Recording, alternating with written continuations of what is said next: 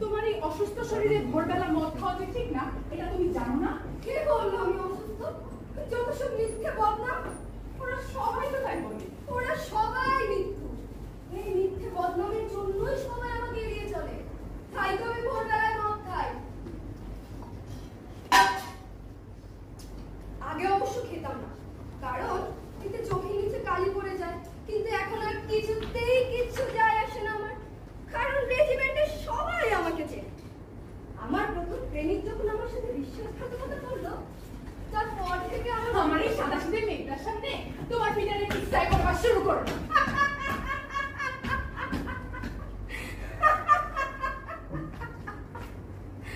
কিন্তু সেসব তো ওরই শোনা উচিত, যেন ভালোবাসার বিরুদ্ধে আগেই মনটাকে শক্ত করে রাখতে পারে। ওটা এমন একটা জিনিস যার বিরুদ্ধে কেউ কোনোদিন মন শক্ত রাখতে পারেনি। তোমাকেই বলছি শুনি, ফ্ল্যান্ডার্স আমি বড় হয়ে উঠি, সেখানেই শুনি। তা না হলে ওর সঙ্গে আমার দেখাই হতো না, আর আজ আমি এই পোল্যান্ডেও এসে পড়তাম না। সেনাদলের বাবুর্চি ছিল এক ডাচম্যান, কিন্তু রোগা।